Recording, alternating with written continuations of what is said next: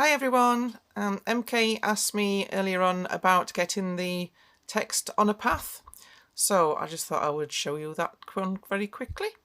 So if you go to text, click to set it all up, and then you can come over to this side, onto the right hand side, and you can start to type whatever it is that you wanted in there. So I'll put again happy,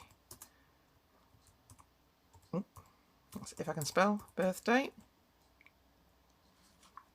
and I'm going to select the font, and I come over here and I'm going to have Franklin Gothic just for a change. Okay, so now I've got happy birthday written just there, but I want this to go on a path, a bendy path. So I'm going to come across to the right hand side and I'm going to click on the type, I'm going to click path and apply. Now can you see that that box has changed to a line, a pink line just there, and we have these two little black arrows just there. If I click on that and pull, the text will extend along the whole of that. Now this pink line is your path, and it's still straight, or actually it's got a slight bend in it at the moment, but we want to make that different. We want to change that bend altogether. So what I'm going to do is I'm going to right click, and that's brought up a selection to edit baseline. So if I click on baseline, I've now got this pink line here is the baseline. I can extend it just by clicking and dragging, but right in the middle there is a node, and if I drag that node just by clicking, holding and dragging, I can bend the text. Now the text won't shoot to it until I've clicked apply, but I don't want it on a simple bend like that. I want it to be a bit more wavy. So what I'm going to do is just here, can you see that curve that comes up just there? I want to click there, I'm going to add, and that's a right click, and I'm going to add point. So now I've got another point just there. I'm going to click and hold, and I'm going to move it up.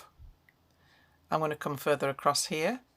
I'm going to right click, add point, and I'm going to bend that one down a little bit more.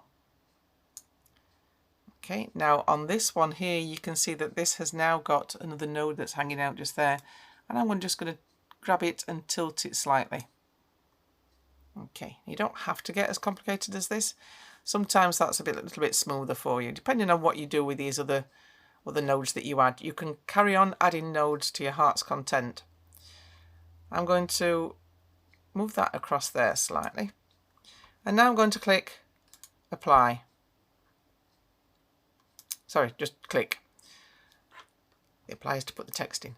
So now I've got happy birthday just there, but it's not actually gone to the end. So again, if I click on there, on those two little triangles, and I pull, the text will go along the whole of that path. Now, you can see here that birthday, the R, the T and the H are running together slightly.